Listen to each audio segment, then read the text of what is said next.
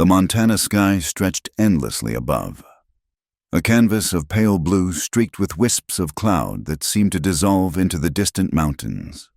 Spring had come late to the territory in 1880, and patches of snow still clung stubbornly to the northern slopes of the Rockies.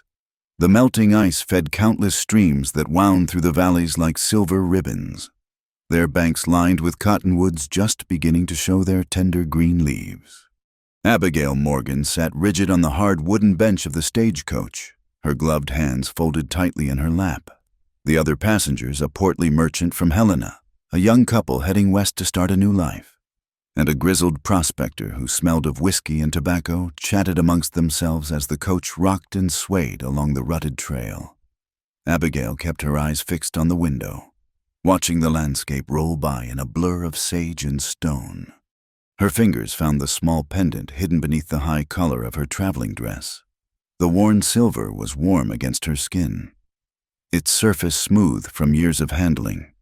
It was all she had left of them now, her mother's final gift before the fever took her, and her father's last reminder before he disappeared into the California gold fields, never to return. The pendant had become her talisman, her anchor in a world that seemed determined to cast her adrift. "Fine weather we're having, miss," the merchant ventured, mopping his brow with a handkerchief despite the cool mountain air. "You heading to Helena for business or pleasure?" Abigail turned slightly, offering him the barest nod of acknowledgement before returning her gaze to the window. She had learned long ago that conversation invited questions, and questions led to judgment. Better to remain silent, to be thought cold or aloof than to risk the inevitable looks of pity or contempt when people learned she was alone in the world. The young wife across from her whispered something to her husband, casting furtive glances in Abigail's direction. She knew what they saw, a woman of perhaps 25 years, traveling unaccompanied, her dark hair severely pinned beneath a plain bonnet, her dress respectable but showing signs of careful mending. A woman without a man's protection was an oddity out here, something to be pitied or suspected, never simply accepted. The stagecoach lurched suddenly, throwing passengers against each other as the driver shouted to his team. Abigail braced herself against the side of the coach, her heart beginning to race. Through the dust-covered window, she glimpsed riders approaching fast from the north, their horses kicking up clouds of dirt that glowed golden in the afternoon sun. "Probably just ranch hands," the prospector muttered, though his hand moved instinctively to the pistol at his hip. But Abigail had lived too long on the edges of civilization not to recognize danger when it rode toward her. These men moved with purpose, spreading out to flank the coach like wolves circling prey. She counted 6 of them, faces obscured by bandanas, rifles glinting in their hands. The first shot split the air like thunder, and chaos erupted inside the coach. The merchant screamed, diving to the floor in a tangle of limbs and luggage. The young couple clung to each other, the wife sobbing into her husband's chest. The prospector drew his weapon, but a second shot through the window sent him reeling back, clutching his shoulder as blood seeped between his fingers. The coach careened wildly as the driver fought to control the panicked horses. Abigail was thrown hard against the door, pain shooting through her arm as it struck the metal handle. Through the window, she saw one of the bandits leap from his horse onto the driver's box. A moment later, the sharp crack of a pistol was followed by the sickening thud of a body hitting the ground. The coach tilted dangerously, wheels catching in a rut. Abigail felt the world tilt and spin as the vehicle overturned, passengers tumbling together in a confusion of screams and splintering wood. Her head struck something hard, stars exploding across her vision.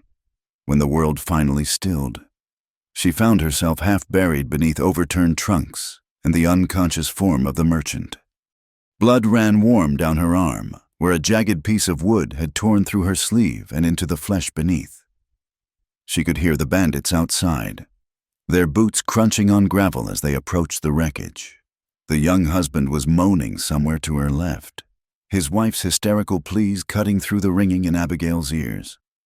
"Get them out," a rough voice commanded. "Check them all for valuables. Leave nothing!" Hands reached through the shattered door, dragging the merchant's limp form into the daylight.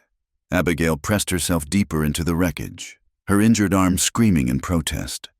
She knew what would happen if they found her, had seen it before in other frontier towns, other desperate places.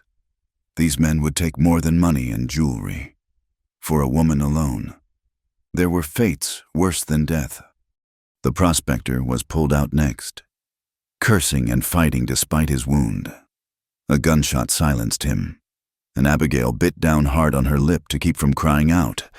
The metallic taste of blood filled her mouth as she watched the young couple dragged into view, the wife's screams cutting through the afternoon air like broken glass. Now or never. While the bandits were distracted with their other victims, Abigail wriggled free of the wreckage on the far side of the overturned coach. Her arm blazed with agony, blood soaking through her torn sleeve and dripping onto the dusty ground. She couldn't feel her left hand at all, the fingers numb and useless. The tree line was perhaps 50 yards away, an eternity of open ground. But beyond those pines lay the maze of ravines and game trails she had glimpsed from the coach window. If she could reach them, she ran. Behind her, someone shouted. The sharp report of a rifle sent a bullet whistling past her ear. So close she felt the heat of its passage. Her boots tangled in her skirts and she stumbled, nearly falling. But fear drove her onward. Another shot struck a rock beside her, sending chips of stone stinging against her cheek. The trees seemed to recede even as she ran toward them, like something from a nightmare. Her lungs burned, her vision blurred with tears and sweat. The blood from her arm left a trail behind her, marking her path as clearly as painted arrows. Just as her strength began to fail, she plunged into the blessed shadow of the pines. Branches tore at her clothes and hair as she crashed through the underbrush, following no path but the blind instinct to flee. Behind her, she could hear pursuit, the crack of breaking branches, the harsh breathing of men giving chase. The ground suddenly dropped away beneath her feet. She tumbled down a steep embankment, rocks and roots battering her already injured body. When she finally came to rest at the bottom of a narrow ravine, she could barely move. Her arm was on fire, her ribs ached with every breath, and her ankle throbbed where she had twisted it in the fall. A small stream gurgled nearby, its water running cold and clear over smooth stones. Abigail dragged herself to its edge and plunged her face into the icy flow, drinking deeply. The shock of the cold cleared her head momentarily, but she knew she couldn't stay here. The bandits would find this ravine eventually. She forced herself to her feet, using a fallen log for support. Every step sent lightning bolts of pain through her ankle, but she limped along the stream bed, hoping the water would hide her trail. The ravine wound deeper into the mountains, its walls growing steeper and more shadowed as the sun began its descent toward the western peaks. How long she walked, she couldn't say. Time lost all meaning in the face of pain and exhaustion.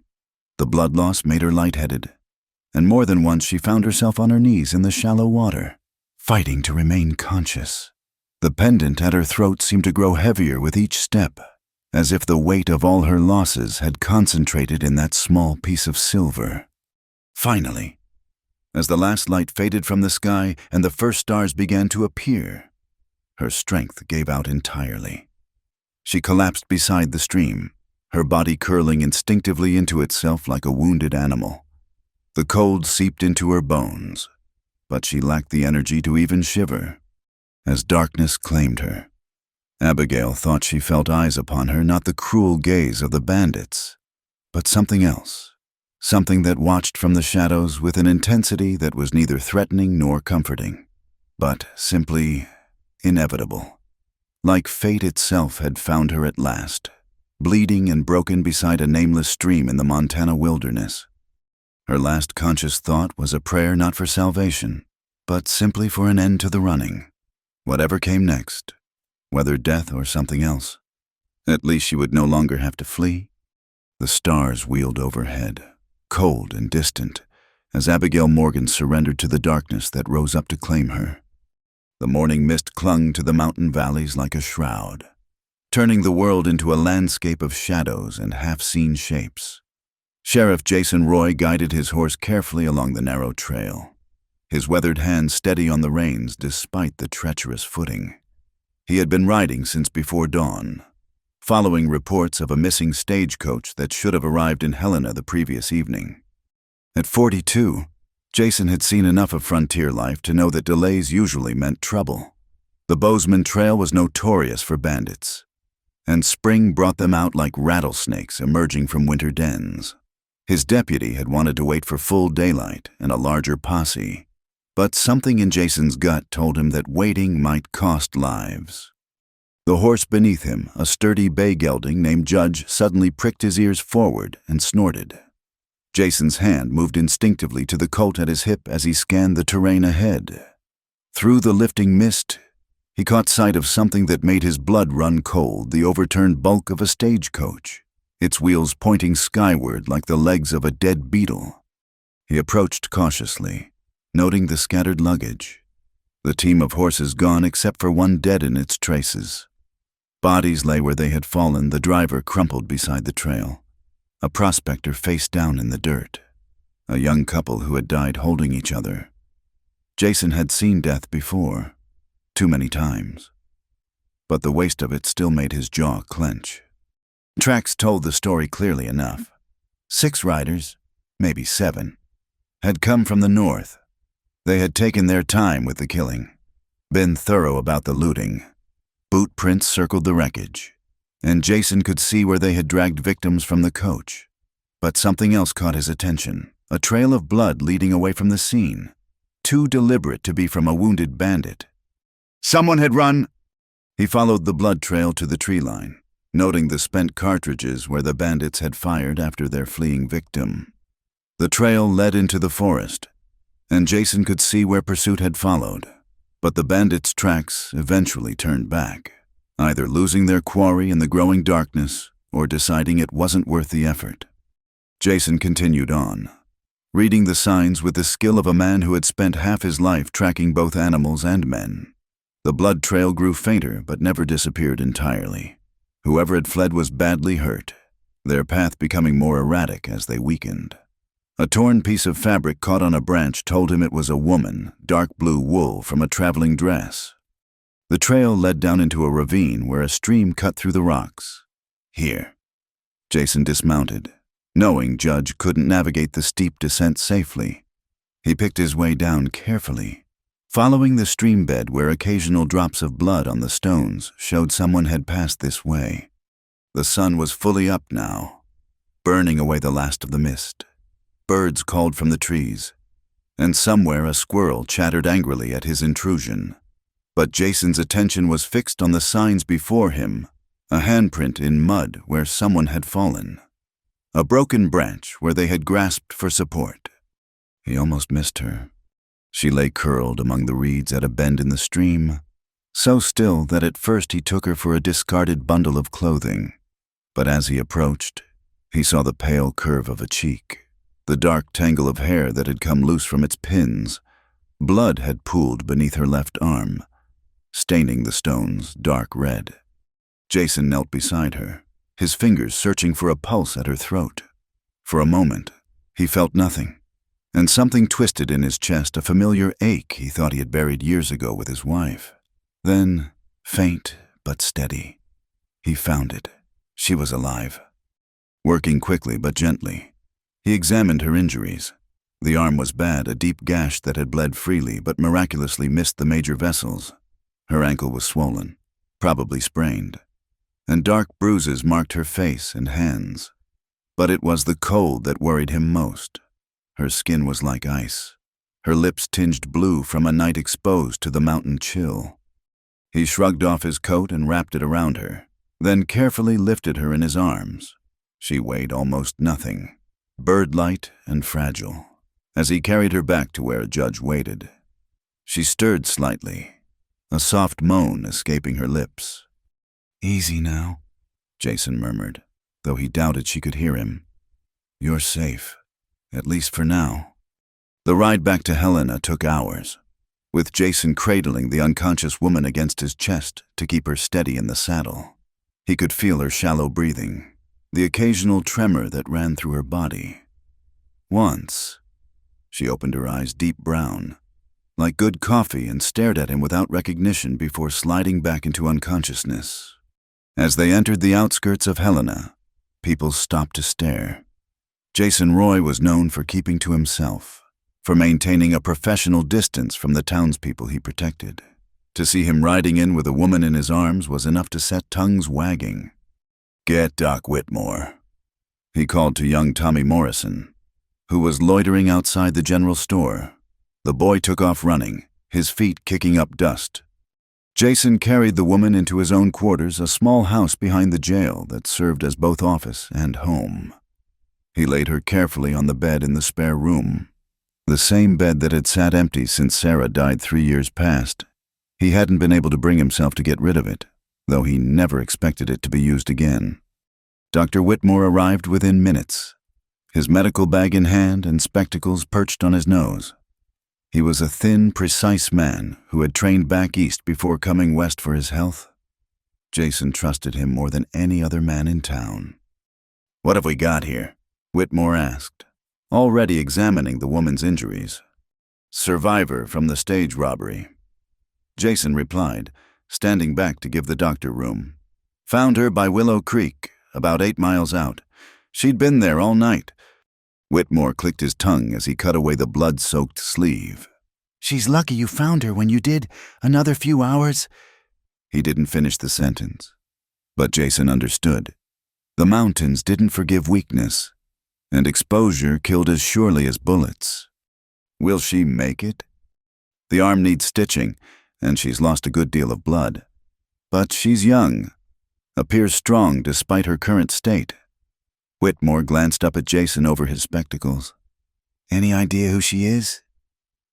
Jason shook his head. "No identification on her. Passenger manifest might tell us when we retrieve it from the coach." For the next hour, Jason watched as Whitmore worked. The doctor cleaned and stitched the wound with steady hands, bandaged the sprained ankle, and treated the various cuts and bruises. Through it all, the woman remained unconscious, though occasionally her face would contort with pain. "I've done what I can," Whitmore said finally, packing his instruments. "The rest is up to her. She needs warmth, rest, and plenty of fluids when she wakes. I'll have Mrs.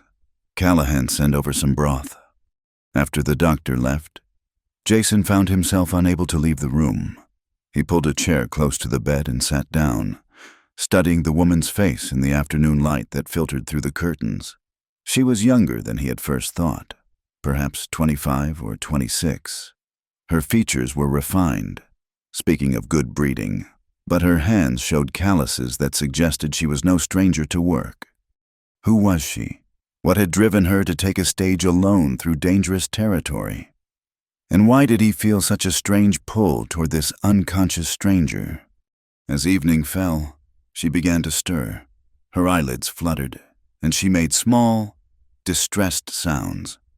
Jason leaned forward, ready to call for the doctor again if needed. But then her eyes opened fully, fixing on his face with a clarity that surprised him. For a long moment, they simply looked at each other. Jason saw fear flash through her eyes, followed by confusion, and finally, a wary acceptance. She tried to speak, but only a hoarse whisper emerged. "Water," Jason said, reaching for the pitcher beside the bed. He helped her drink, supporting her head with one hand. "Slowly now. You've been through quite an ordeal." When she had drunk her fill, she sank back against the pillows. "Where—" "Helena, you're in my home.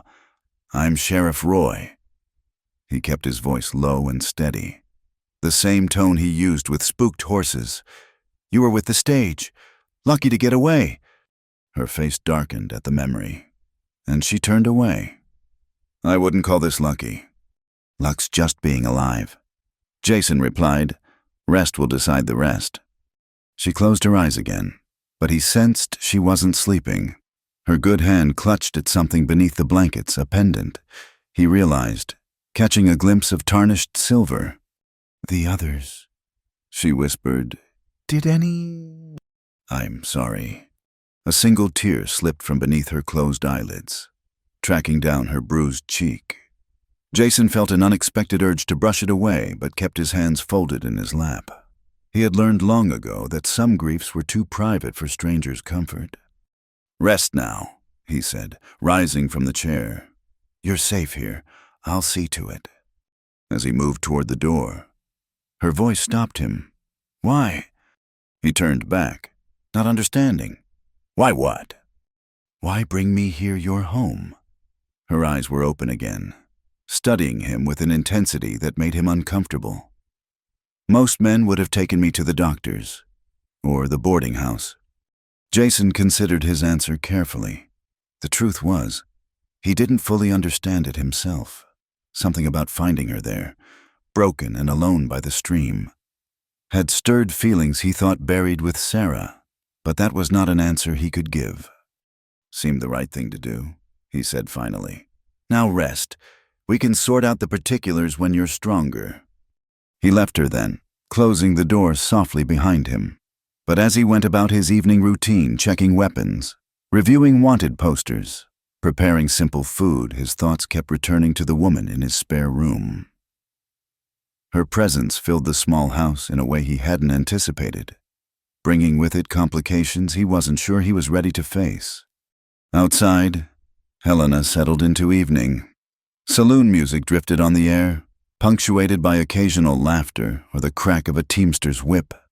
It was a rough town still, despite the veneer of civilization that prosperity had brought.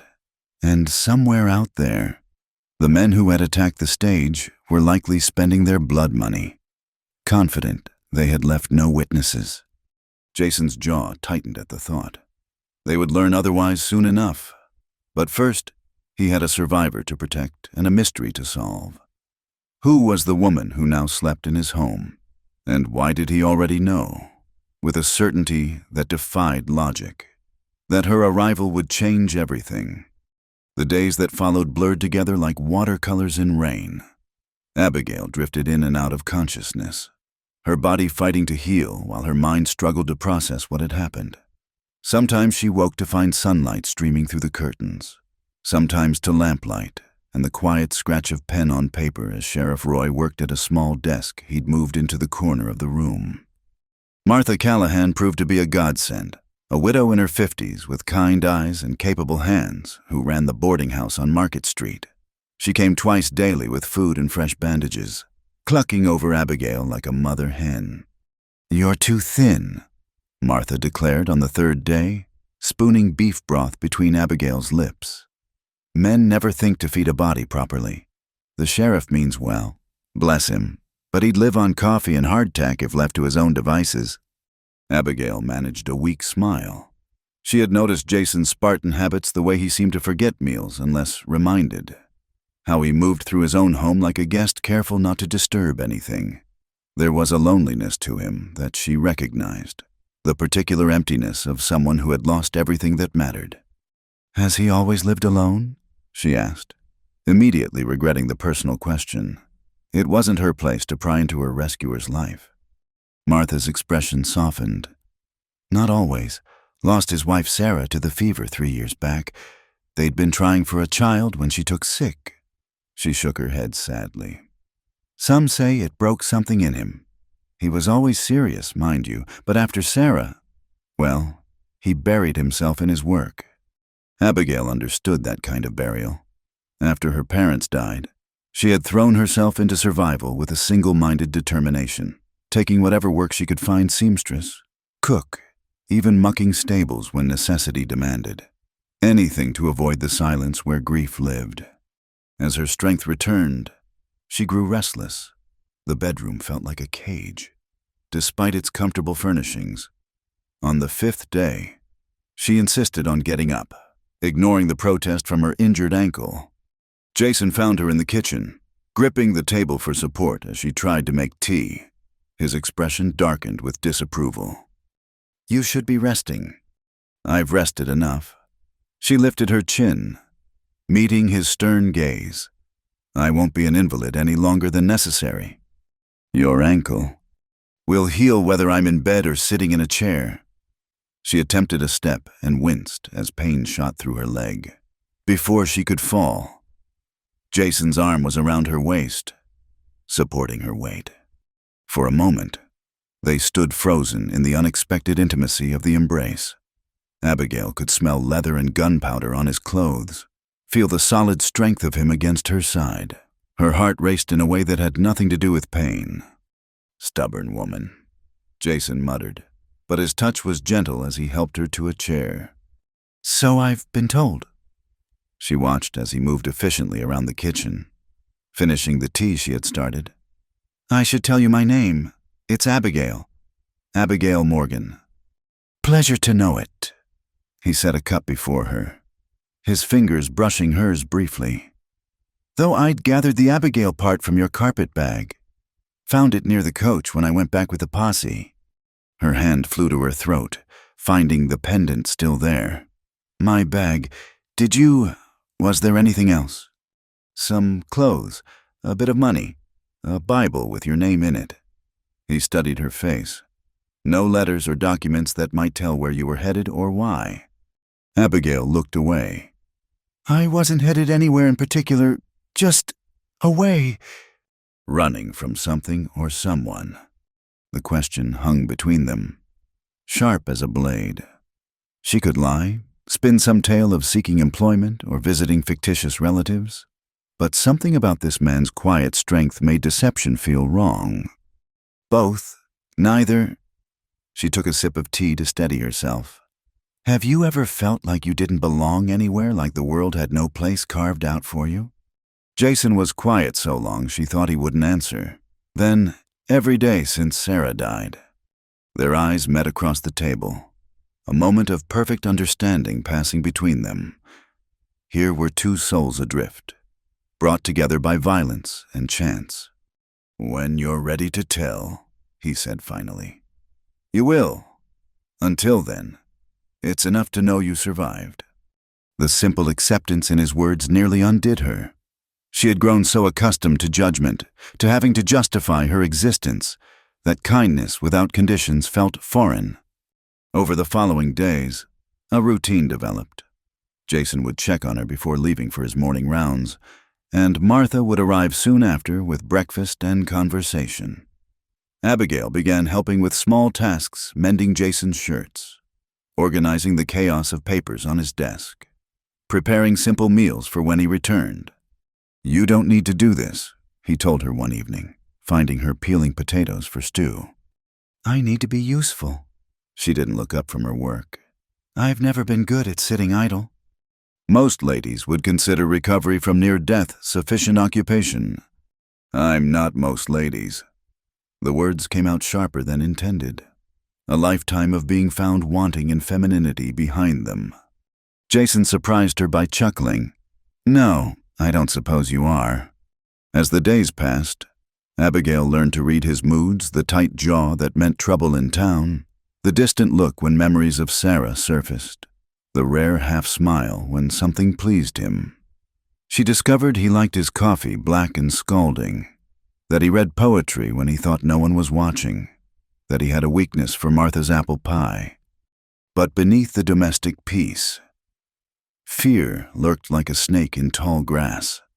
News filtered in through Martha and the occasional visitor the stage robbers were still at large, had hit a freight wagon near Butte, were moving with impunity through the territory. They burned what was left of the coach, Jason told her one night, his face grim. Making sure no evidence survived. Abigail's hands trembled as she set down her sewing. "They think everyone's dead." For now, he leaned back in his chair, studying her. But men like that don't stop. They'll hit again, get bolder. And eventually, someone will talk. Someone always does. What if they come here? Then they'll find more than they bargained for. His hand moved unconsciously to the Colt at his hip. "I've sent word to the marshal's office. Asked them to send men, but the territory's big and lawmen are few." That night, Abigail woke screaming. In her nightmare, she was back in the overturned coach. But this time, the bandits found her hiding place. Rough hands dragged her out while she pleaded for mercy that wouldn't come. "Easy," Easy. Jason's voice cut through the terror. He sat on the edge of the bed, not touching her but present nonetheless. You're safe. It was just a dream. It wasn't. She pressed her palms against her eyes, trying to block out the images. I can still hear them. The young woman, she begged them not to hurt her husband. They laughed. I know. His voice was heavy with understanding. I've seen what men like that leave behind, but you survived. That matters. Does it? Sometimes I think I should have stayed, tried to help, and died with them. What purpose would that serve? He shifted slightly, moonlight catching the planes of his face. Surviving isn't a sin. Abigail, sometimes it's the hardest thing we do. She looked at him then, really looked at him, this man who had saved her, who asked nothing in return, who understood loss and loneliness. Without thinking, she reached out and touched his hand where it rested on the quilt. Thank you. He didn't pull away, but she felt the tension in him, the careful control. You should try to sleep. Dawn comes early. After he left, Abigail lay awake thinking. She had built walls around herself for so long, she'd forgotten what it felt like to want to tear them down. But Jason Roy, with his quiet strength and hidden sorrows, made her want to try. The next morning brought troubling news. A rider came in from the north, reporting that the bandits had been seen near the old mining camps, moving toward Helena. Could be nothing, Martha said, but her hands shook as she poured coffee. Could be they're just passing through. Abigail caught Jason watching her throughout the day, a new intensity in his gaze. That evening, he did something unexpected. He handed her a revolver. It's a .32 inches, he said, demonstrating how to load it. Small enough for your hands, but it'll stop a man if need be. I don't know how to shoot. Then it's time you learned. He stood behind her, positioning her hands on the weapon. Don't jerk the trigger. Squeeze it gentle-like, same as you'd pet a cat. The gun felt alien in her hands, cold and heavy with possibility. But as Jason patiently instructed her how to sight, how to breathe, how to stand, she felt something shift inside. All her life, she had run from danger. Perhaps it was time to learn to face it. As the sun set over Helena, casting long shadows across the yard where they practiced, Abigail thought about the strange turns that had brought her here. A week ago, she had been alone, drifting like a ghost through a world that seemed to have no place for her. Now, she stood beside a man who saw her not as a burden or an oddity, but simply as herself. The fear was still there of the bandits, of the future, of the feelings growing between her and Jason like spring flowers through snow. But for the first time in memory, hope grew alongside it. Whatever came next, she would not face it alone. Better, Jason said as her shot struck close to the target he'd set up. You're a quick study. I have a good teacher. She lowered the weapon, turning to face him. Jason, if they come, when you're ready to tell, you will. He repeated his earlier words. Until then, we prepare for what might be, not what was. The simple faith in those words, the patient acceptance, made her throat tight with emotion. Here was a man who understood that some wounds needed time before they could be exposed to light, who offered protection without demanding explanations, who gave her space to heal while standing ready to defend her. As they walked back to the house in the gathering darkness, Abigail made a decision. When the time came and she sensed it would come soon, she would stand and fight, not just for her own survival, but for this fragile new beginning she and Jason were building from the ashes of their separate griefs. The pendant at her throat caught the last light of day, no longer feeling like a weight but a reminder. She had survived the worst life could offer. Perhaps it was time to see what else might be possible. The morning Abigail first tried to walk without assistance. She fell, her ankle, still weak from the sprain, buckled beneath her weight, and she found herself sprawling gracelessly on the kitchen floor. The crash brought Jason from his office, his hand already on his pistol. "I'm fine," she said quickly, her cheeks burning with embarrassment as she tried to push herself up. "Just clumsy." Without a word, he crossed the room and lifted her as easily as he might a child. For a moment, she was pressed against his chest, could feel the steady beat of his heart through his shirt. Then he set her carefully in a chair, kneeling to examine her ankle with gentle fingers. "You're pushing too hard," he said, but there was no reproach in his voice, only concern. "Healing takes time. I don't wish to be a burden." The words came out smaller than she intended, weighted with years of being told she was exactly that, too plain, too quiet, too strange for any man to want. Jason's hand stilled on her ankle. He looked up at her, those gray eyes serious. "You're not a burden. Abigail, never think that." Something passed between them in that moment, fragile as spider silk, but undeniable. Then Martha's cheerful voice from the doorway broke the spell. "Land sakes, what's all this commotion?" She bustled in with her basket, taking in the scene with knowing eyes. "Sheriff, you'd best get on with your rounds. I'll see to Miss Abigail." After he left, Martha helped Abigail to the parlor, settling her on the small sofa with her injured ankle elevated. "That man," Martha said, shaking her head with a smile. "Been like a ghost these 3 years, and now look at him, hovering like a mother hen." "He's been very kind," Abigail said carefully. "Kind?" Martha snorted. "Child, Jason Roy doesn't bring just anyone into his home, doesn't sit by their bedside for hours, doesn't teach them to shoot." She patted Abigail's hand. "I haven't seen him look at anyone the way he looks at you since Sarah passed." Abigail's heart fluttered at the words, but she pushed the feeling down. "He's just being decent. Any good man would have taken you to the boarding house and visited during proper hours." Martha's eyes twinkled. "Trust an old woman who's seen her share of life. That man is half in love with you already, whether he knows it or not." The idea should have frightened Abigail. She had learned too well the cost of trusting her heart to another, but instead, a warm glow spread through her chest, like sunlight after a long winter. Over the following days, she threw herself into recovery with new determination. She practiced walking, first with Martha's support, then with a cane Jason had found somewhere. She helped more with household tasks, learning Jason's preferences and rhythms. In the evenings, they continued her shooting lessons in the yard behind the house. "You're holding your breath," Jason observed one evening as her shot went wide.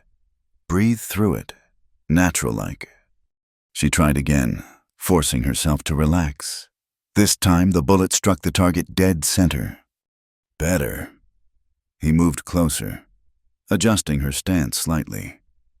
"You've got good instincts, just need to trust them." "I haven't had much cause to trust my instincts," she admitted. "They've led me astray before." "How so?" The question was casual, but she heard the genuine interest beneath it. As the sun set over the mountains, painting the sky in shades of rose and gold, she found herself telling him pieces of her story. Not all of it, some wounds were still too raw, but enough. "His name was William," she said, focusing on the target to avoid Jason's eyes. "A merchant's son from St. Louis. I thought he loved me. He said all the right words, made all the right promises. My father warned me, but I was young and foolish and thought I knew better." She fired, the shot ringing out in the still air. "When he learned my father had lost everything in bad investments, that there would be no dowry, no inheritance, he disappeared, left me with a broken engagement and a reputation in ruins." "He was a fool," Jason said quietly. "Perhaps, or perhaps he was simply practical." She lowered the gun, finally meeting his gaze. "A woman with no fortune and a damaged reputation isn't much of a catch. I learned to make my own way after that. Seamstress work, cooking, whatever I could find. Until I couldn't bear the whispers anymore. The looks, the The good wives of St. Louis making sure I knew exactly what they thought of a woman who'd been jilted. She managed a bitter smile. So I ran. Took what little I'd saved and bought passage west. I thought perhaps in the territories, where everything is new, I might start fresh. And instead found yourself in the middle of a stage robbery. Yes, she handed him the gun, their fingers brushing in the exchange. Sometimes I wonder if I'm cursed, if tragedy follows me like a shadow. Jason was quiet for a long moment, checking the weapon with practiced movements. I don't believe in curses, he said finally. Just life, with all its sharp edges. The trick is learning which ones will cut and which ones will hone you stronger. That night, Abigail helped prepare supper, a simple meal of beans and cornbread, but satisfying in its warmth. They ate in companionable silence, the kind that didn't need filling with empty words. Afterward, Jason surprised her by pulling out a worn book of poetry. Would you mind? He asked, almost shy. Sarah used to. That is, I've grown accustomed to reading aloud in the evenings. I'd like that. His voice was deep and measured as he read, bringing Wordsworth's words to life in the lamplight. Abigail found herself watching his face, the way the shadows played across his features, the rare softness that appeared when a particular line moved him. What though the radiance which was once so bright be now forever taken from my sight? He read, and his voice caught slightly. Though nothing can bring back the hour of splendor in the grass, of glory in the flower. He trailed off, lost in memory. Without thinking, Abigail reached across the small space between their chairs and touched his hand. She was fortunate, she said softly, to be loved so well. As was I. He turned his hand palm up, letting their fingers intertwine briefly before pulling away. But that's the past. Can't live there forever, much as we might want to. Later, as she prepared for bed, Abigail reflected on the strange turns her life had taken. A month ago, she had been alone, drifting westward with no real destination or purpose. Now, she found herself creating a quiet domestic life with a man who understood loss as intimately as she did. The next morning brought a reminder that their peaceful interlude couldn't last forever. Jason returned from his morning rounds with a grim expression. Riders came through last night, he told her, asking questions at the saloons, describing a woman who sounds remarkably like you. Fear shot through her like lightning. The bandits. Most like. Seems they've heard rumors of a survivor. He checked his weapons with methodical precision.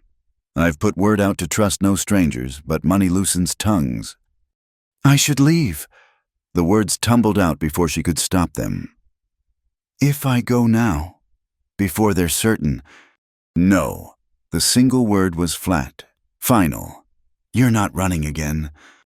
But if they come here, if you're hurt because of me. He turned to face her fully, his expression fierce. You think I'd let you face them alone after everything? He shook his head. No, Abigail. We make our stand here. Together. The word together hung between them, weighted with meaning neither quite dared to explore. But as Jason taught her to load and clean the rifle that afternoon, as they planned defensive positions and escape routes, Abigail felt something fundamental shift inside her. All her life, she had faced her battles alone. Even with William, she had known on some level that his affection was conditional, that she would have to earn her place in his world through beauty or wealth or perfect propriety. But Jason offered partnership without conditions, protection without possession. One does not carry fire to seek a blaze, he told her as she practiced with the rifle, but to keep darkness from claiming the night. She pondered his words as she sighted down the barrel. Is that from your poetry books? No, something my father used to say. He was a traveling preacher, believed in bringing light to dark places. A wry smile touched his lips. I suppose I followed in his footsteps, just with a badge instead of a Bible. And the gun. Sometimes darkness fights back. He moved behind her, adjusting her grip on the rifle. The key is knowing when to illuminate and when to eliminate. As the afternoon wore on, Abigail found herself stealing glances at him. The way he moved with economical grace, every action purposeful, the patience in his teaching, never condescending or dismissive. The rare moments when their eyes met and held, saying things neither could voice aloud. "Jason," she said as they finished for the day, "if something happens—" "Nothing will happen." But he heard what she wasn't saying, stepped closer. "Abigail, I need you to understand something. When I found you by that stream, when I brought you here, it wasn't just duty. I've been dead inside for 3 years, going through motions, keeping order, but not living. You changed that." Her breath caught. "Jason?" "I'm not asking for anything," he continued quickly. "Not trying to put claims on you, but I need you to know that whatever comes, you're not facing it alone. Not anymore." She looked up at him, this good man who had saved her in more ways than one, who saw her not as damaged goods or a burden, but as someone worth protecting, worth knowing. The pendant at her throat seemed to pulse with warmth, as if her mother's spirit approved.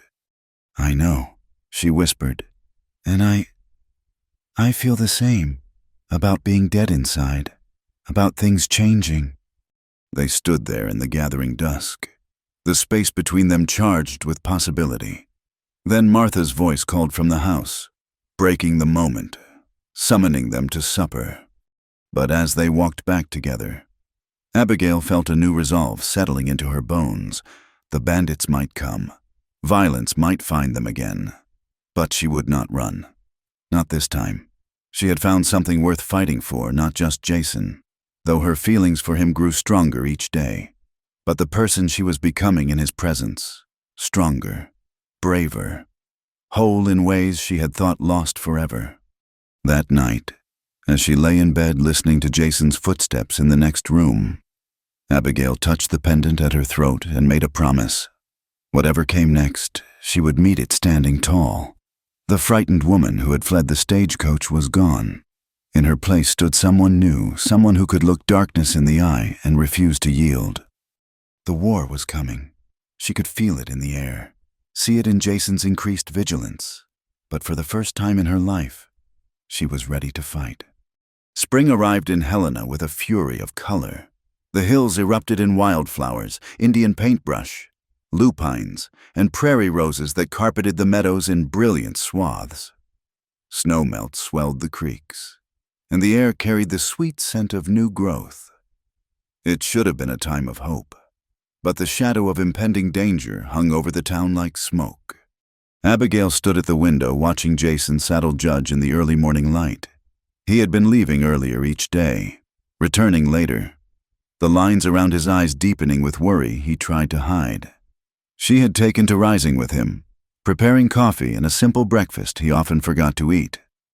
"The Johansson family reported strangers on their property yesterday," he told her as she handed him his coffee. 3 men, asking about a woman who might have survived the stage robbery.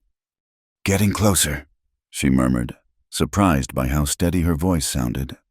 A month ago, such news would have sent her into panic. Now, she felt only a cold determination. Tom Morrison saw riders near the old mine shaft last night. Could be nothing. He set down his cup, studying her face. "You've been practicing." "Every day." She had indeed, using every moment he was gone to improve her marksmanship. Martha had grown accustomed to the sound of gunfire from the yard, though she still clicked her tongue in disapproval at the idea of a lady handling firearms. "Good." He moved toward the door, then paused. "Abigail, if something happens while I'm gone—" "I know what to do." She had memorized the plan. Bar the doors, take position at the upper window with the rifle, send Martha for help. "Jason, please be careful." Something flickered in his eyes at her concern. He reached out, his fingers barely grazing her cheek before he caught himself and pulled back. "Always am." After he left, Abigail busied herself with chores, trying to ignore the gnawing anxiety in her chest. She had discovered that keeping her hands occupied helped quiet her mind. She baked bread, mended clothes, organized Jason's chaotic collection of wanted posters and legal documents.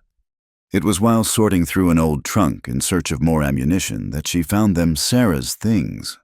Dresses carefully folded in tissue paper, a silver brush and mirror set, packets of letters tied with ribbon. At the bottom, wrapped in silk, was a photograph of a young woman with gentle eyes and a sweet smile. "Oh," Martha said from the doorway, seeing what Abigail held. "I wondered when you'd come across those. Been after Jason to sort through them, but he never could bring himself to do it." "She was beautiful," Abigail said softly, studying the photograph inside and out. Martha settled her bulk in a nearby chair. "Gentle as a lamb, that one. Some said too gentle for a lawman's wife, but she had a spine of steel when it counted."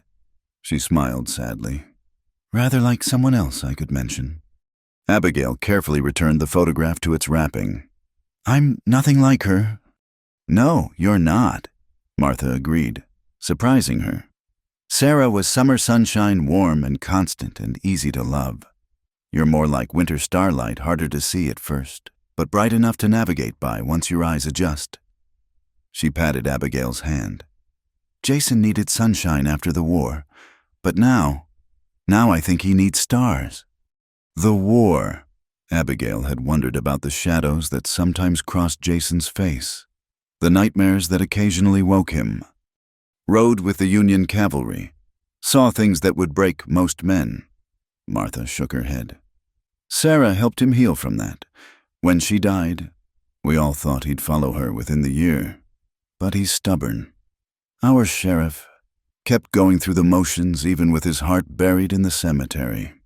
Abigail touched the pendant at her throat, thinking of her own buried hearts. Sometimes going through the motions is all we can do. True enough, but it's no way to live forever. Martha heaved herself to her feet. "I'll leave you to your sorting. Just remember, child, the dead don't need our guilt. They need our lives to mean something." That afternoon, Abigail made a decision. She carefully packed away Sarah's belongings, but kept out one item, a small leather journal filled with pressed flowers and poems. She placed it on Jason's desk where he would find it, a gentle acknowledgement that the past could be honored without being a prison. She was in the yard practicing with the rifle when she heard horses approaching. Her body tensed, finger moving to the trigger. But then she recognized the familiar gait of Judge and relaxed. Jason dismounted, his face grim. Behind him rode two other men, his deputy, Samuel Hart, and another man she didn't recognize. "Inside," Jason said shortly. "All of you." Once gathered in the parlor, Jason spread a map on the table. "They're coming. Tonight. Most like. This is Marcus Webb, sent by the territorial marshal. He's tracked this gang across 3 states. Webb was a lean man with sharp eyes and a face weathered by years of hard riding.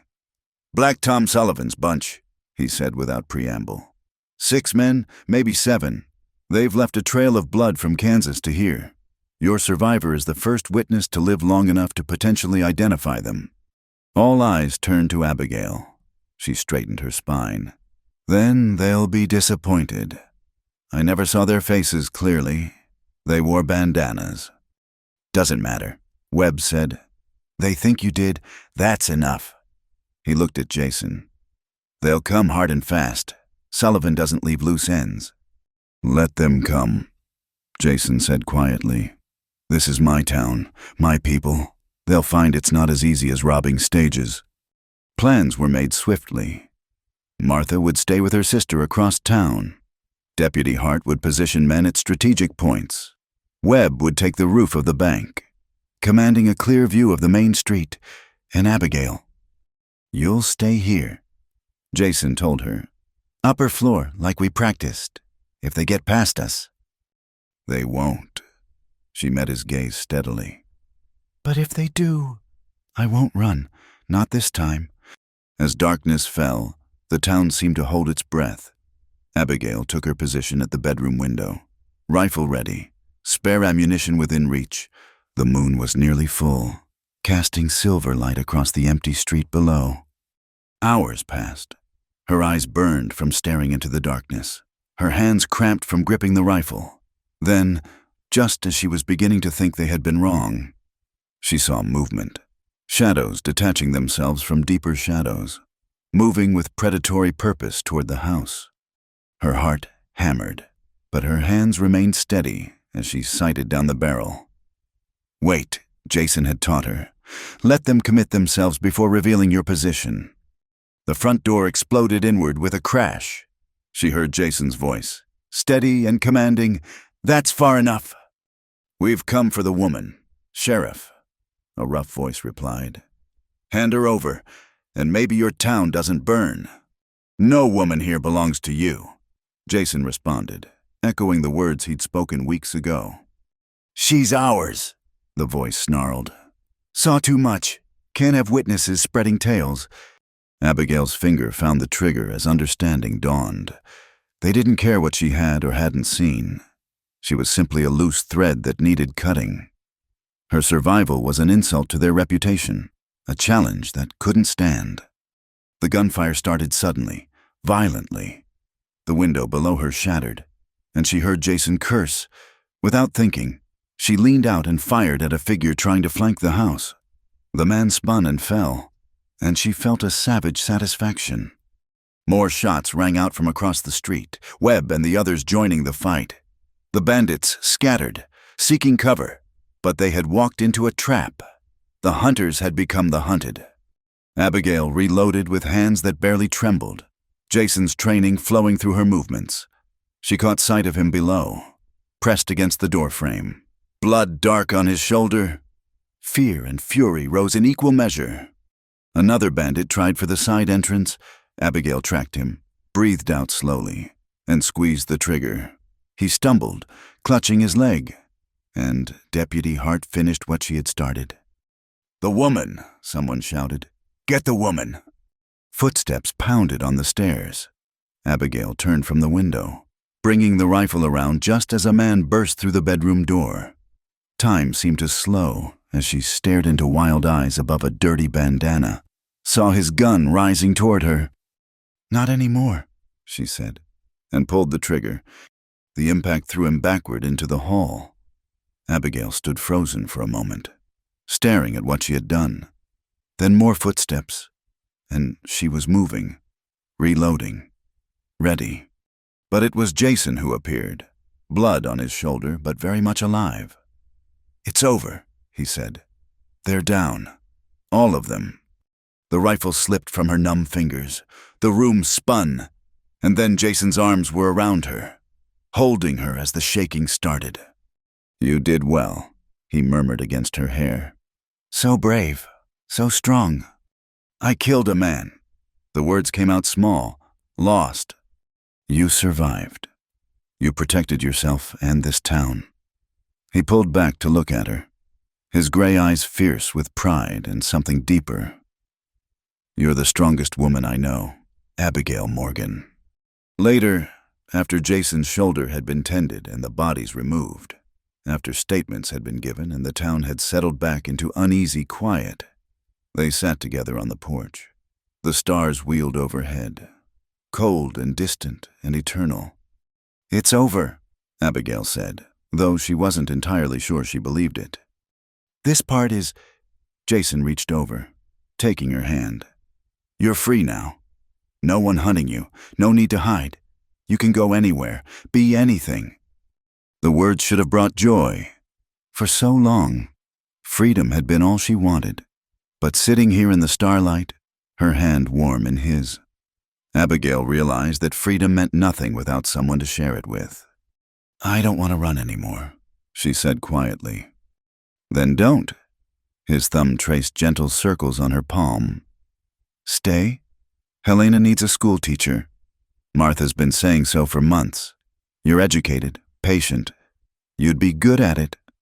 "Is that the only reason I should stay, the town's need for a teacher?" He was quiet for a long moment. Then, "No, there are other reasons. Selfish ones, on my part. Tell me. He turned to face her fully, his expression vulnerable in a way she had never seen. I've been dead for 3 years, Abigail, going through the motions, keeping order, but not living. Then you came, and suddenly I remember what it feels like to want tomorrow to come. To have someone to protect not because it's my job, but because losing them would break what's left of me. Tears blurred her vision. Jason! I know it's too soon. I know you've been hurt. That trust doesn't come easy. But if you'll have me, I'd like to try. To build something real with you. Abigail thought of all the miles she had traveled, all the pain she had endured, all the times she had run from instead of toward. But here, in this moment, with this man who had seen her at her worst and still looked at her like she was precious, running was the furthest thing from her mind. I'd like that too, she whispered. When he kissed her, gentle and careful of her bruised spirit, Abigail felt the last of her walls crumble. The pendant at her throat seemed to warm with approval, as if her mother's spirit blessed this new beginning. They had both known too much of death and loss, but here, under the vast Montana sky, they had found something worth living for, something worth fighting for, something worth staying for. The future stretched before them, uncertain but no longer empty, and for the first time in her life, Abigail Morgan was not afraid. The moon hung like a silver dollar in the cloudless sky, casting stark shadows across Helena's main street. Abigail pressed herself against the window frame, watching the empty thoroughfare below.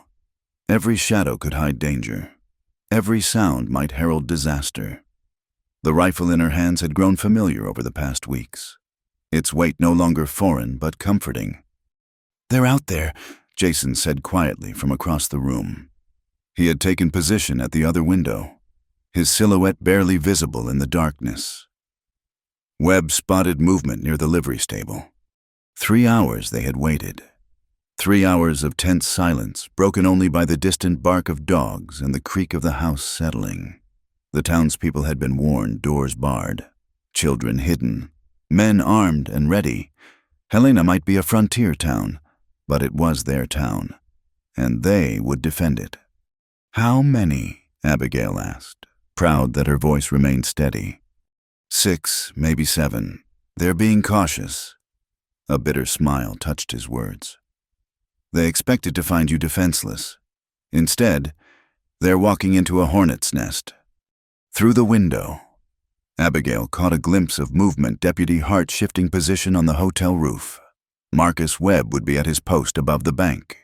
Other men scattered at strategic points. The bandits thought they were hunting one frightened woman. They had no idea what awaited them. A distant sound made her tense horses, moving slow and careful down the back alley.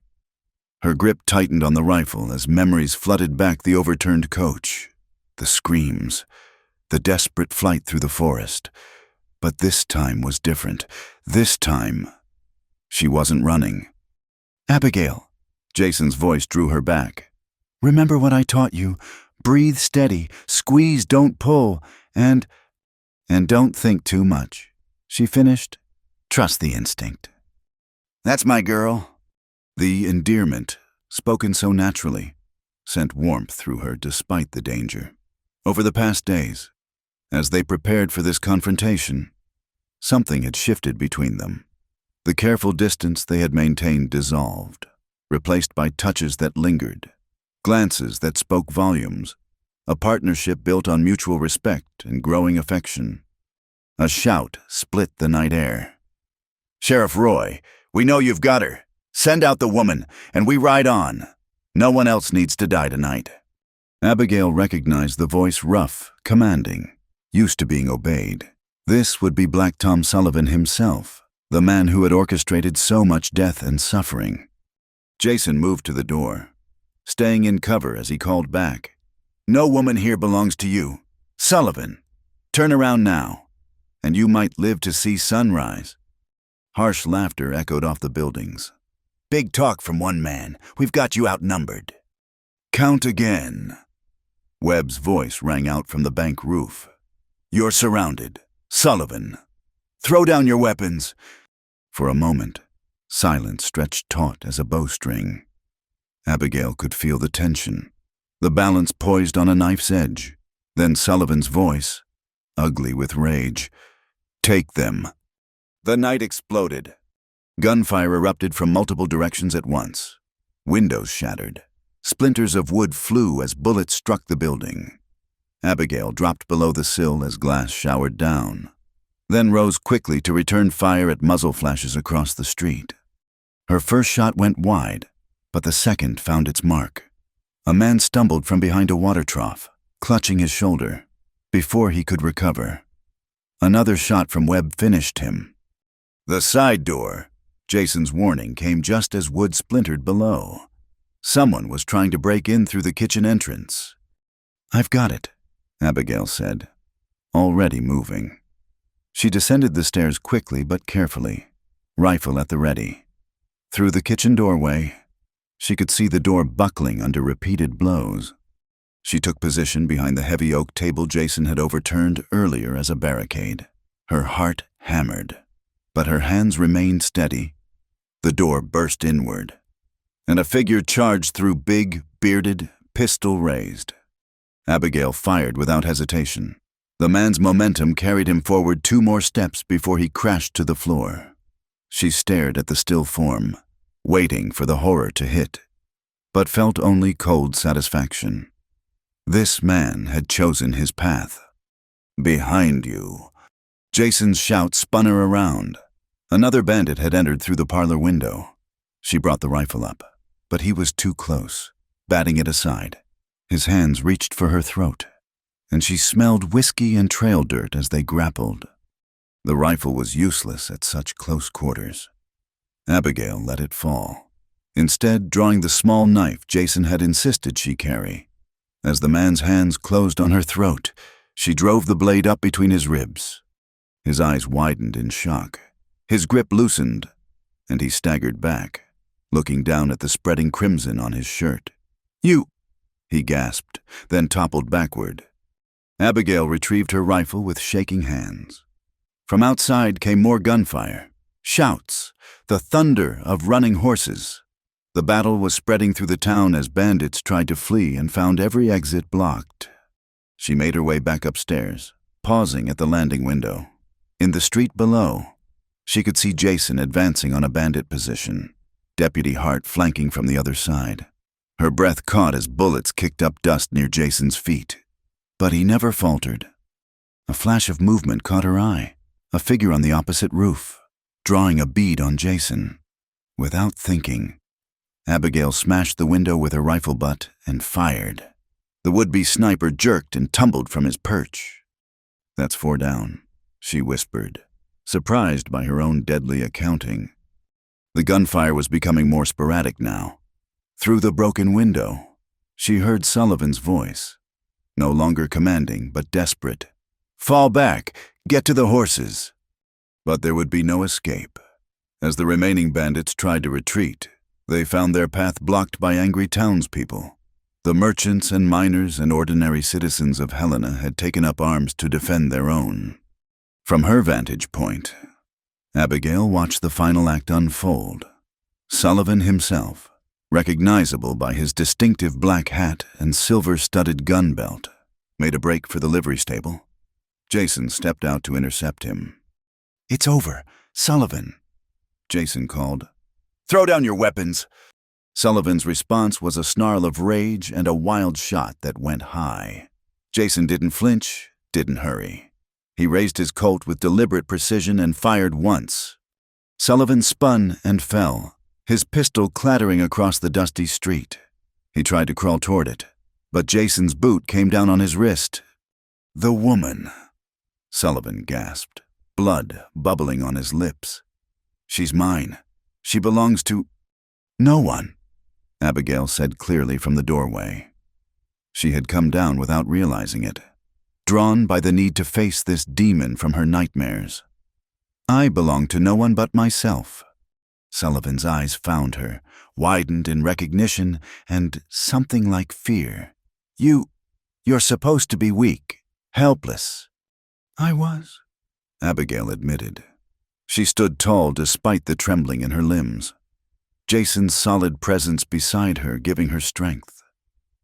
"But I'm not anymore." Sullivan coughed, more blood speckling his lips. His eyes glazed, fixed on something beyond this world. With a final shudder, he was still. Around them, the town began to emerge from cover. The battle was over. Of the 7 bandits who had ridden into Helena, none would ride out. The reign of Black Tom Sullivan had ended in a dusty Montana street, brought low by the very woman he had thought to silence. "It's finished," Jason said quietly, his hand finding hers. Abigail looked down at Sullivan's still form, then around at the faces gathering townspeople who had risked everything to protect her, to stand against evil. Martha was there, tears streaming down her face, but a fierce pride in her eyes. Deputy Hart, blood on his sleeve but grinning. Marcus Webb, already calculating his report to the marshal. "Yes," she said softly. "It's finished." But as Jason's arm came around her shoulders, as the good people of Helena pressed close with words of praise and relief, Abigail knew that something else was just beginning. The woman who had fled in terror from a stagecoach robbery was gone. In her place stood someone new, someone who had faced death and dealt it in return, who had found courage she never knew she possessed. "You did well," Jason murmured. "For her ears alone, I'm proud of you." She leaned into his strength, feeling the pendant warm against her skin. "We did well," she corrected. "Together." Together, the word held promise, held future, held hope. As the stars wheeled overhead and Helena began the slow process of returning to normal, Abigail allowed herself to believe in tomorrow for the first time in years. The battle was won. The running was over. And in the arms of a good man who saw her strength instead of her scars, she had found something worth more than safety or freedom. She had found home. Later, as Doc Whitmore tended the wounded and the undertaker collected the dead, Jason and Abigail sat on the porch steps. Dawn was breaking over the mountains, painting the sky in shades of rose and gold.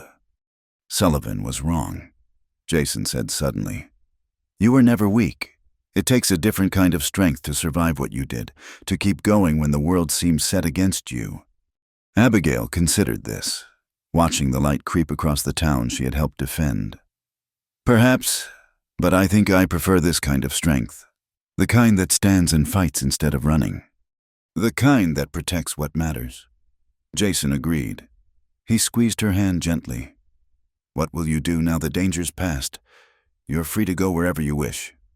The question hung between them, weighted with unspoken hopes and fears. Abigail thought of all the places she could go, all the fresh starts she could make.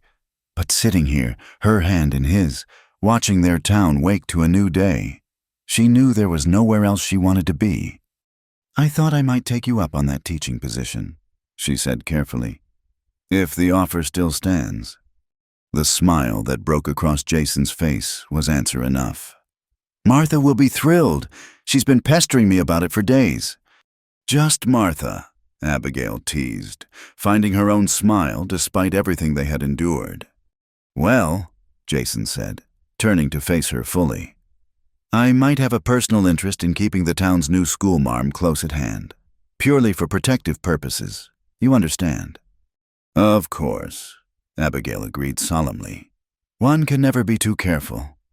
As the sun climbed higher and Helena stirred to life around them, they sat in comfortable silence.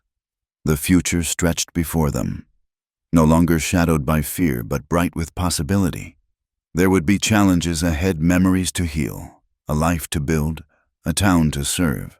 But they would face them as they had faced this night together, with courage, and with the unshakable knowledge that some things were worth fighting for. The pendant at Abigail's throat caught the morning light, and she touched it gently. Her mother's gift had seen her through darkness and into dawn. Now, it would witness her building the life she had always dreamed of but never dared hope for, a life of purpose, of belonging, of love. The woman who had whispered, "I am too injured to walk," had found her strength, and in finding it, she had found so much more.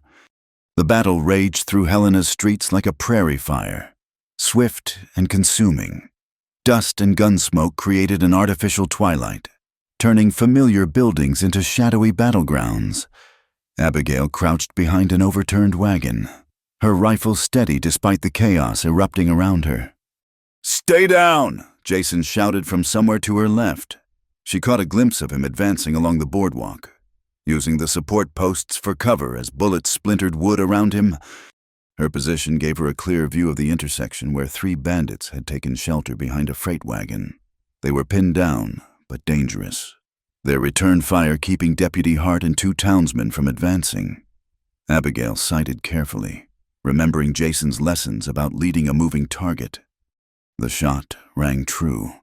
One of the bandits clutched his side and stumbled into the open, where Hart finished what she had started.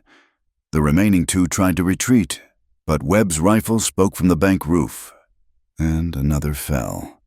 Through the swirling dust, Abigail saw the last bandit's scarred face, wild eyes make a desperate break toward the general store, where Martha would be hiding with the other women and children. Without thinking, Abigail left her cover and ran to intercept. "No!" The word tore from her throat as she saw him kick in the store's side door. Screams erupted from within. She sprinted across the open ground, expecting at any moment to feel a bullet's impact, but focused only on reaching that door. She burst through to find chaos. Women pressed against the far wall, Martha shielding 2 young children with her body. The scarred bandit had his pistol raised, shouting demands for money, horses, safe passage. "Drop it," Abigail commanded, her rifle trained on his back. He spun toward her, and she saw his finger tighten on the trigger. Time slowed to a crawl. She could see everything with crystal clarity, the hate in his eyes, the women's terrified faces, dust motes dancing in a shaft of sunlight through the window. They fired simultaneously. Heat seared across Abigail's left arm as his bullet grazed her.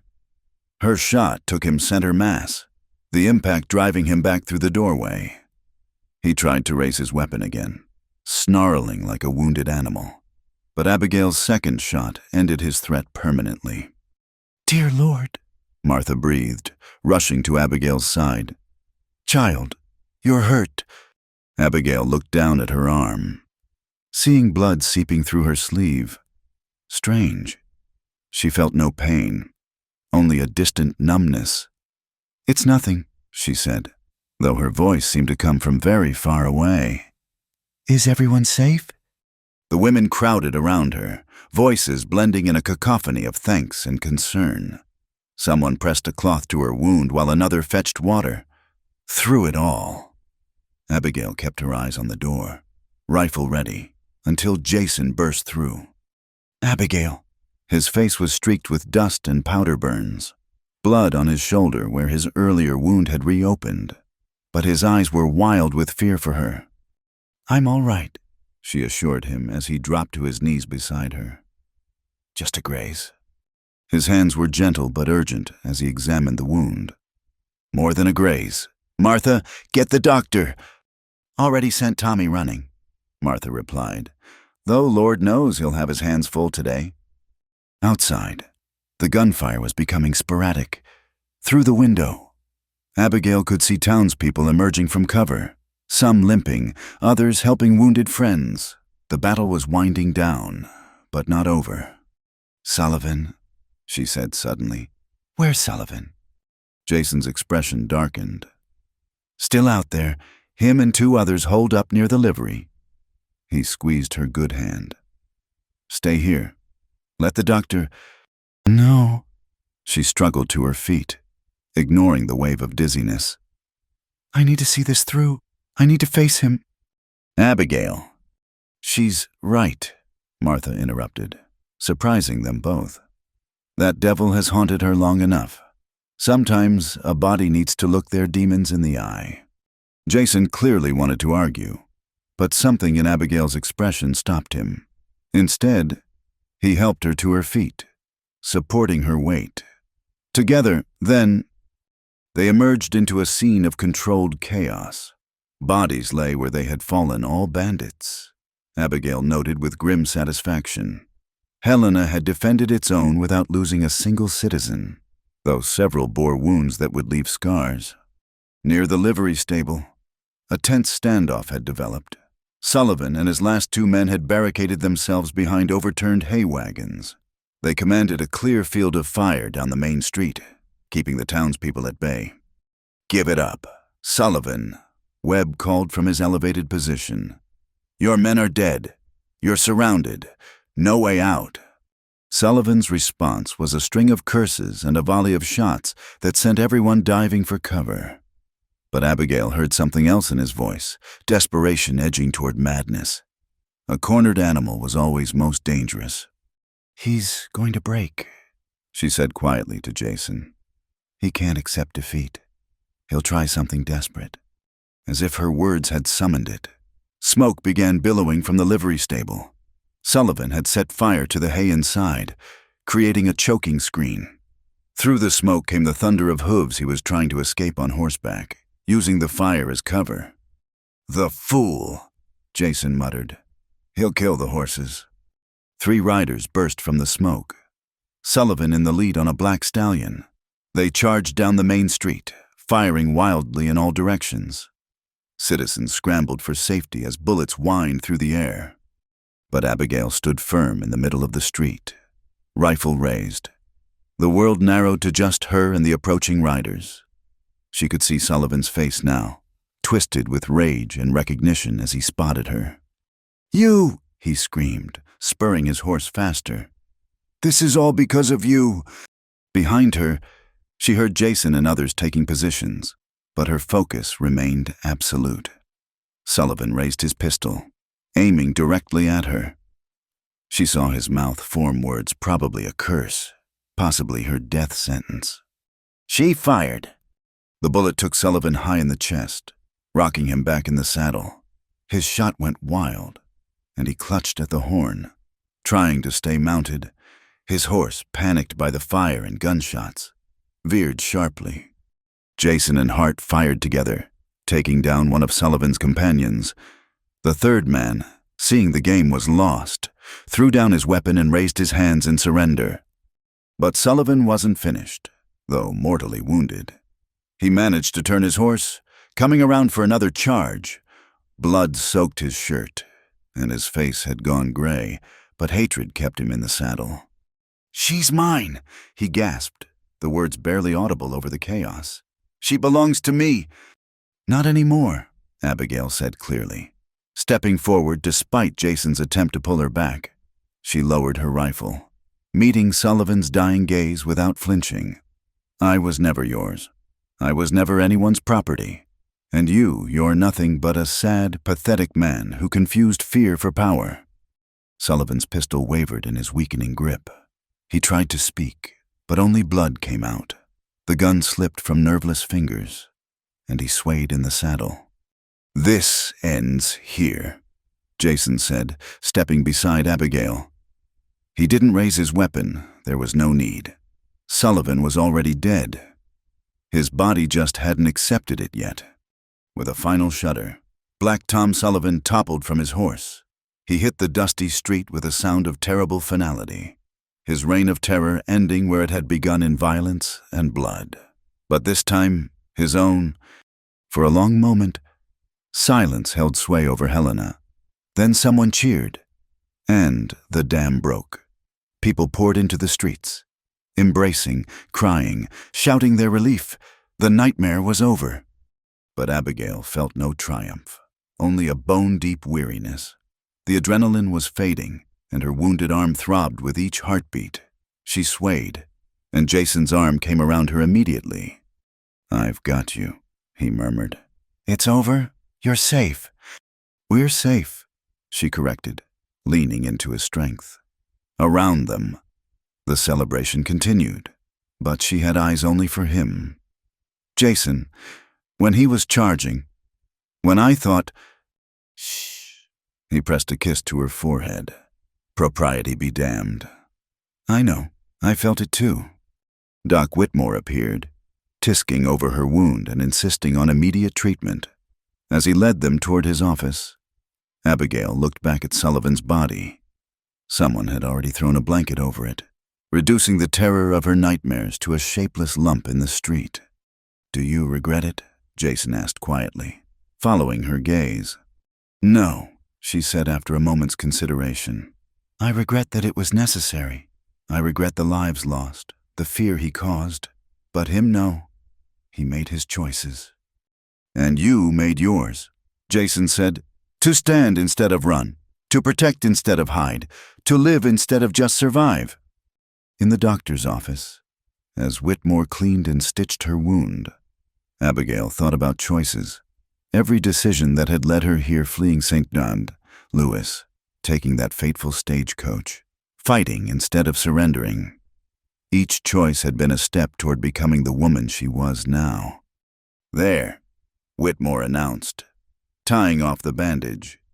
"You'll have a scar, but it should heal clean. Try not to use that arm much for a few days." "Doctor," Abigail said suddenly, "the others are there, many hurt." "Nothing that won't mend," he assured her. "Your town did itself proud today. Miss Morgan, as did you." Your town. The words warmed her more than any praise. She had a town now, a place where she belonged, people who would fight for her as she had fought for them.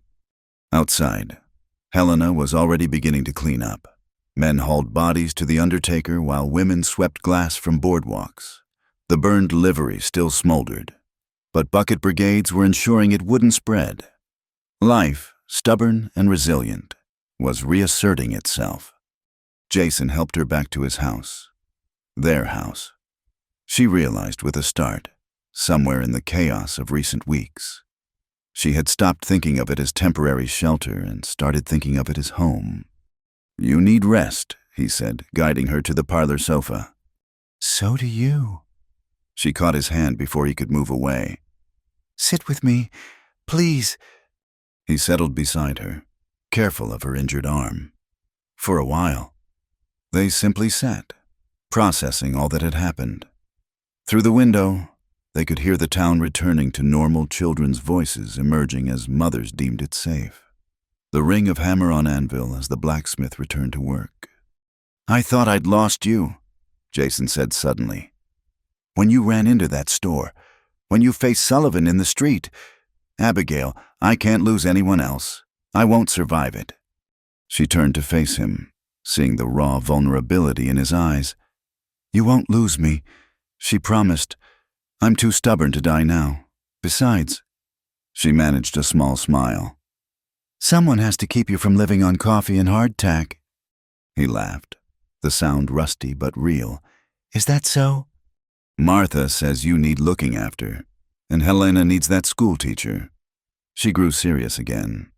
"But mostly, I need you, these weeks, fighting beside you, building something together.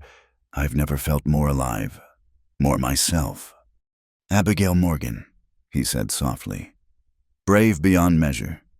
Crackshot, defender of Helena. Will you marry me?" The proposal should have surprised her, but it felt as natural and inevitable as sunrise. "Yes," she said simply. "Yes, Jason Roy. I'll marry you." When he kissed her, gentle and reverent, the last ghosts of her past finally released their hold. The frightened woman who had fled that stagecoach was gone forever. In her place stood someone tempered by trial, strengthened by survival, completed by love. The pendant at her throat seemed to pulse with warmth, and Abigail knew her mother would have approved.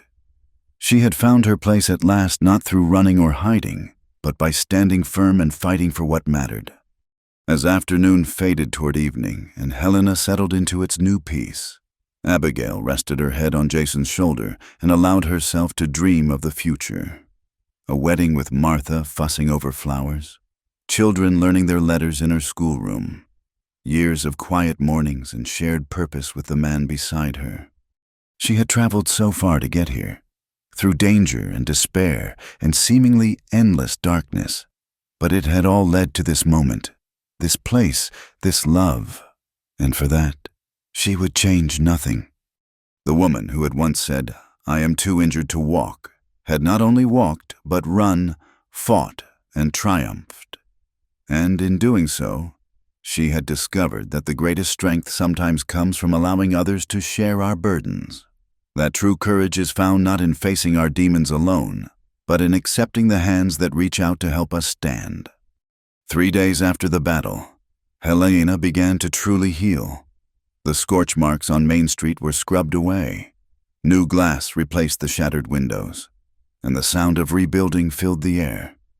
Abigail stood at the schoolhouse door, her left arm still bound but healing well, watching the town she had helped save flourish in the morning sun.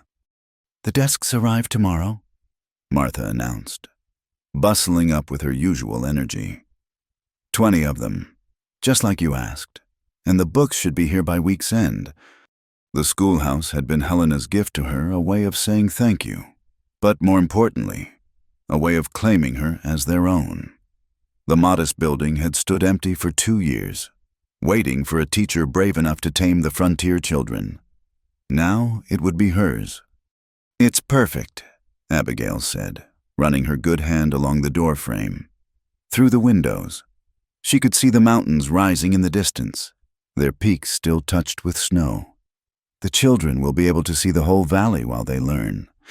Speaking of learning, Martha's eyes twinkled. "Have you and the sheriff set a date yet? The whole town's buzzing about it." Abigail felt warmth rise in her cheeks. News of their engagement had spread faster than wildfire, aided no doubt by Martha's enthusiastic sharing. 2 weeks. Judge Cameron will be through on his circuit. 2 weeks, Martha clapped her hands. "Barely enough time to make you a proper dress." "Oh, but we'll manage. I've already got the ladies organized." As Martha rattled on about lace and flowers, Abigail's attention drifted to the cemetery on the hill. She had visited Sarah's grave the day before, a pilgrimage that felt necessary. The headstone was simple but well tended, and Abigail had left wildflowers an offering and a promise. She would care for Jason as Sarah would have wanted, would build a life that honored both past and future. "You're wool-gathering again," Martha chided gently. "Come, let's get you home. Jason will be wanting his lunch, and you need to rest that arm." Home. The word still sent a thrill through her. They walked through town together, greeting neighbors who had become friends. Tom Morrison tipped his hat, his mother calling out congratulations. Deputy Hart grinned and waved from the jail steps. Even Marcus Webb, preparing to leave for his next assignment, stopped to wish her well. "You've got sand, Miss Morgan," Webb said, touching his hat brim. "Not many women or men would have stood their ground like you did." "I had good teachers," Abigail replied, thinking of Jason's patient instruction. "And good reasons to fight." At the house, she found Jason at his desk, surrounded by the eternal paperwork of keeping order. He looked up as she entered, and the smile that crossed his face still made her heart skip. "How's the school?" "Wonderful. Martha has everything organized, as usual." She moved behind him, resting her good hand on his shoulder. "And how's the law?" "Quiet, for once." He covered her hand with his. "Webb's heading out. Says to tell you again how impressed he was. There's talk of commendation from the territorial governor." "I don't need commendations." She leaned down to kiss his cheek. "I have everything I need right here." They were interrupted by a knock at the door. Jason frowned. Visitors during lunch were unusual, but rose to answer. Abigail heard low voices. Then Jason returned with an envelope.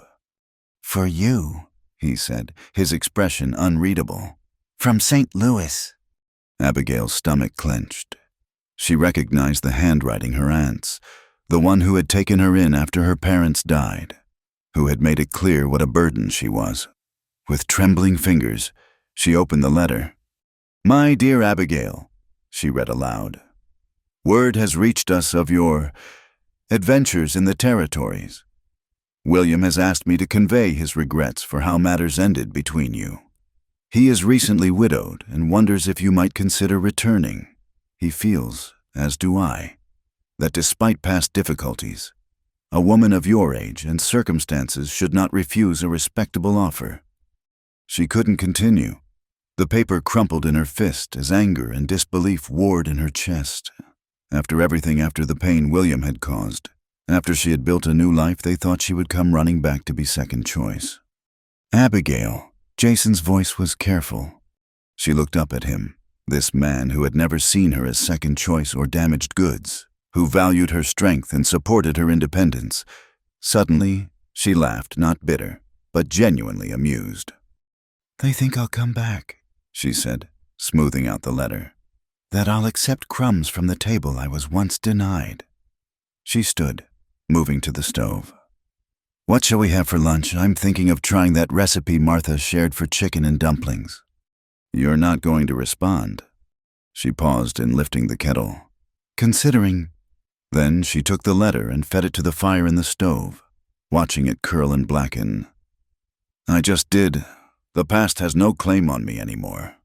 Jason pulled her into his arms, careful of her injury. "Have I told you today how remarkable you are?" "Not since breakfast," she teased, but her eyes were serious. "I spent so long running from who I was, trying to become what others wanted. But here, with you, I can just be myself." "That's all I've ever wanted," he murmured against her hair. The next 2 weeks passed in a whirlwind of preparation. The schoolhouse was readied, supplies ordered, eager students enrolled. Abigail met with parents, planned lessons, and felt purpose flowing through her veins like new blood. This was what she was meant to do, not be a decoration in some man's parlor, but to shape young minds and build a community. The wedding dress appeared as if by magic, Martha and her ladies having worked in secret. It wasn't the elaborate creation she might have worn in St. Louis, but its simple elegance suited her new life perfectly. Cream-colored silk with touches of lace. It made her feel beautiful without pretense. "Oh my," Martha breathed when Abigail tried it on. "Jason won't know what hit him." The morning of the wedding dawned clear and bright. Abigail stood at her window, watching the sun paint the mountains gold. The pendant at her throat caught the light, and she touched it gently. "I found my place. Mama," she whispered, "just like you always said I would." The ceremony was held in the church, packed to overflowing with townspeople. Jason waited at the altar, resplendent in his best suit, his eyes never leaving her as she walked down the aisle. Judge Cameron performed the service with appropriate gravity, though his eyes twinkled when Jason fumbled the ring, hands shaking slightly. "Do you, Abigail Morgan, take this man, "I do," she said firmly, clearly, meaning it with every fiber of her being. "Do you, Jason Roy, take this woman?" "I do," he replied, his voice rough with emotion. When Judge Cameron pronounced them husband and wife, the cheer that went up could probably be heard in the next county. Jason kissed her with tender reverence, and Abigail felt the last walls around her heart crumble into dust. The reception spilled out into the street, tables groaning with food, fiddle music filling the air. Abigail danced with Jason, with Deputy Hart, with Doc Whitmore, even with gruff old Murphy from the general store.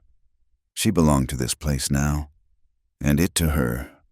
As evening fell, she and Jason slipped away to walk by the creek outside town.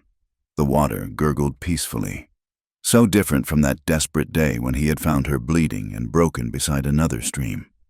"No regrets?" Jason asked, his arm around her waist. "None," she assured him. "Though I do wonder sometimes how different life might have been if that stage hadn't been robbed." "You'd have reached wherever you were going," he said thoughtfully. "Started over somewhere else? But Abigail, I don't think you'd have found what you were looking for." "What makes you say that?" He turned her to face him, cupping her face gently. "Because you weren't looking for a place. You were looking for yourself, and that could only happen when you stopped running." She considered this, thinking of all the miles she had traveled, all the fear she had carried. "I was so tired of being afraid," she admitted, "of being alone." You're not alone anymore. He promised, never again. They walked on, following the creek as it wound through cottonwoods and willows. The mountains rose around them, eternal and sheltering. Hawks circled overhead, and somewhere in the distance, a wolf called to its pack. "I want to show you something," Jason said, leading her to a small clearing. "I found this place years ago. Used to come here when the world felt too heavy." It was perfect, a natural meadow surrounded by trees, carpeted with wildflowers. A large, flat rock sat beside the creek, worn smooth by centuries of water. "It's beautiful," Abigail breathed. "I thought we might build here," Jason said carefully. "A real home. The house in town is fine for now, but someday, children will need room to run." "Children," the word sent a flutter through her stomach. "You want children?" "Don't you?" He looked vulnerable suddenly. "I know we haven't discussed it, but—" She silenced him with a kiss. "Yes," she said simply. "Yes to children, yes to the house, yes to all of it, to the life we'll build together." They sat on the rock, watching the sun sink toward the mountains. Abigail thought of the journey that had brought her here, the pain, the fear, the desperate flight through darkness, but also the courage discovered, the strength found, the love earned through trial. "I am too injured to walk," she said suddenly, remembering. "That's what I thought when you found me, that I was too broken to go on." "But you weren't," Jason said softly. "You just needed someone to remind you how strong you really were." "No," she corrected, taking his hand. "I needed someone to be strong with. There's a difference." As stars began to appear in the darkening sky, they made their way back to town, to their home, to their future. Helena's lights twinkled below, welcoming them back. Tomorrow would bring new challenges, students to teach, laws to enforce, lives to build. But tonight, they were simply two people who had found each other across miles of pain and mountains of fear. The pendant at Abigail's throat seemed to pulse with warmth, a blessing from the past on the future unfolding. She had traveled so far to discover that home wasn't a place, but a choice, the choice to stop running, to stand and fight, to trust another person with your heart. As they reached their door, Jason swept her up in his arms, carrying her over the threshold despite her laughing protests. "Welcome home, Mrs. Roy." "I've been home," she said softly, "since the day you said you're mine now and meant you're safe, you're valued, you're loved." Under the vast Montana sky, in a town that had become family, two wounded souls had found healing in each other. The woman who couldn't walk had learned to run toward instead of away. The man who had buried his heart had found it beating again. Together, they would face whatever came, bandits or blessings, sorrow or joy, knowing that the strongest people are those who choose to be vulnerable, that the bravest souls are those who dare to love after loss. The story that began with violence and flight had found its ending in peace and belonging. But really, Abigail thought as Jason closed the door behind them, it wasn't an ending at all. It was just the beginning. Thank you so much for listening to this story of love, courage, and redemption in the Wild West. I hope Abigail and Jason's journey touched your heart as much as it touched mine to share it. I'd love to know where in the world you're listening from. Please leave a comment below, and let's connect across the miles. If you enjoyed this tale, please subscribe to From Wild West channel for more stories of romance and adventure in the American frontier. Share your thoughts about Abigail's transformation and what moment moved you most. Until next time, keep believing in the power of love to heal all wounds.